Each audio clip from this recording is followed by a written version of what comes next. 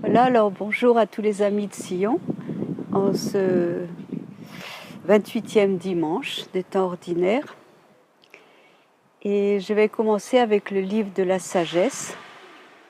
Le livre de la sagesse fait partie des 5 livres de sagesse dans le canon chrétien, avec le livre de Job, le livre des Proverbes, le livre de l'Ecclésiaste, Coëlette, et le livre de Ben Sira, l'Ecclésiastique. Et ce livre de la sagesse n'est pas retenu par le canon juif. Non. Voilà. En tout cas, on l'appelle la sagesse de Salomon, et de fait, les versets qui nous sont proposés aujourd'hui, à partir du verset 7 du chapitre 7, je crois, attendez une minute, oui, rappellent fortement le songe de Salomon au chapitre 3 du premier livre des rois. Salomon qui demande au Seigneur un cœur qui écoute, lève Shoméa, et qui demande la sagesse, le discernement pour bien gouverner son peuple, et de préférence à la richesse.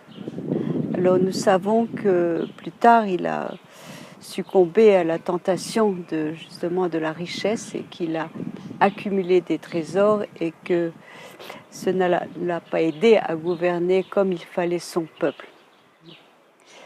En tout cas, ici, la sagesse semble préférable à tous les trésors. Et c'est bien ce que rappelle l'évangile que nous allons prendre maintenant, l'évangile de saint Marc, avec l'épisode de cet homme qui dans Marc n'est pas un jeune homme, mais dans Matthieu est un jeune homme. Un homme qui vient en courant, donc il est pressé, et qui dit « Bon maître, que dois-je faire pour recevoir la vie éternelle en partage ?» On peut remarquer que dois-je faire. Nous devons rappeler que le judaïsme est avant tout une pratique, ce qui ne veut pas dire que le cœur n'est pas présent, bien sûr, mais la manière d'exprimer l'amour de Dieu et l'accomplissement de sa volonté, c'est justement de faire les commandements, de pratiquer les commandements. Donc ce jeune homme est un bon juif et il pratique les commandements depuis sa jeunesse. Jésus le lui rappelle.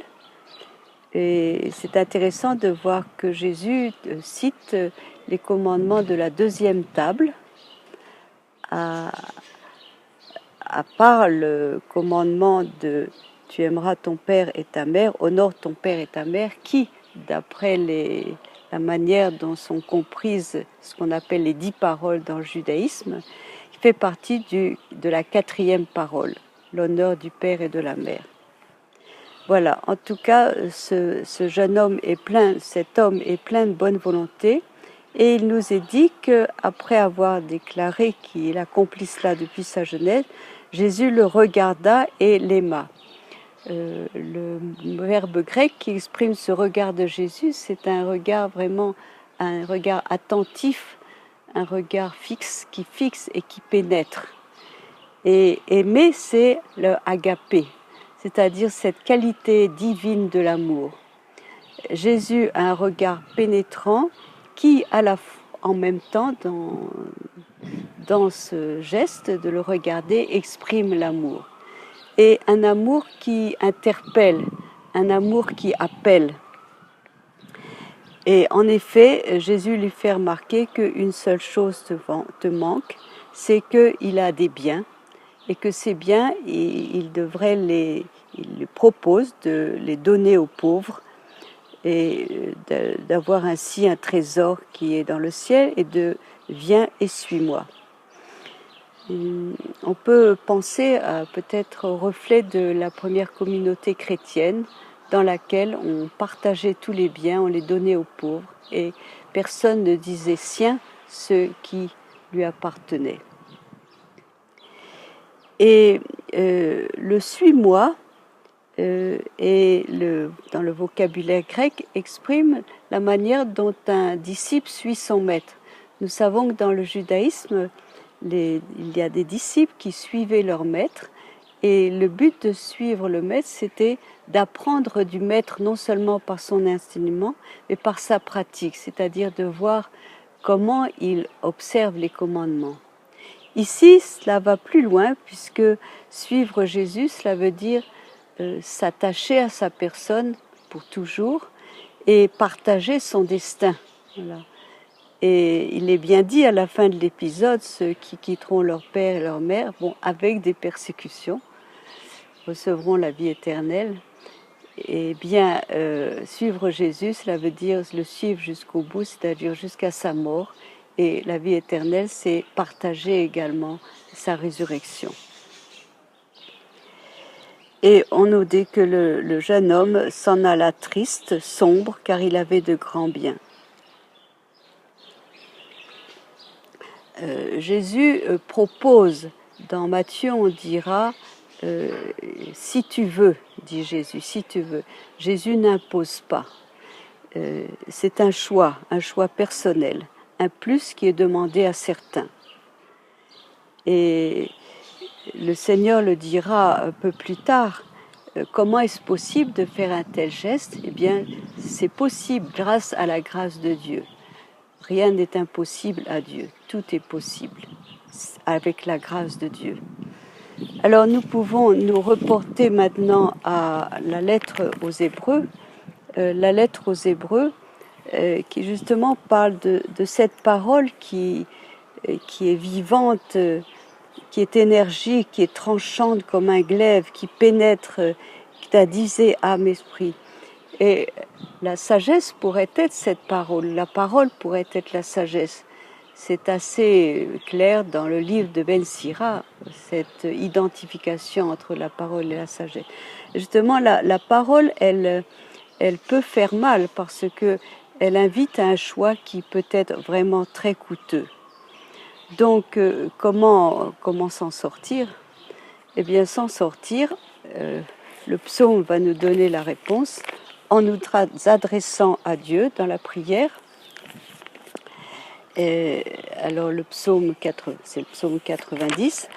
Le psaume 90, en nous adressant à Dieu dans la prière. Ce psaume 90, c'est le psaume de la fragilité humaine.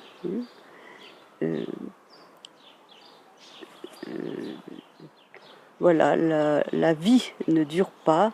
Les jours, 1000 ans sont comme un jour. Tu les balayes, pareil au sommeil, etc., qui au matin passe comme l'herbe. Là. Mais ce psaume nous suggère de prier ainsi. Apprends-nous à compter nos jours et nous obtiendrons la sagesse du Seigneur. Nous obtiendrons la sagesse du corps. Donc, demandez cette sagesse au Seigneur. Et alors, nous pourrons goûter la douceur du Seigneur, comme il nous est dit également dans le psaume, qui finalement est le seul qui peut consolider l'œuvre de nos mains, et nous avons à le lui demander.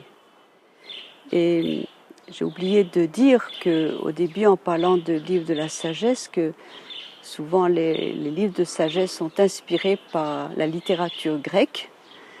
Eh bien, le livre de la sagesse, il faut dire que c'est un livre très juif, qui est issu de la diaspora juive à Alexandrie, sans doute pendant l'occupation romaine, vers 30 avant Jésus-Christ. Donc, cette sagesse n'est pas seulement la sagesse grecque, mais la sagesse divine, et cette sagesse que Jésus est lui-même, et qui dit, comme il est dit dans certains passages de Saint Paul, cette sagesse qui est finalement la sagesse de la croix. Voilà, alors bon dimanche à tous, et puis demandons nous aussi la sagesse, et sinon abandonner tous nos biens, au moins mesurer la fragilité de ces biens et savoir où se trouve le trésor que nous voulons obtenir.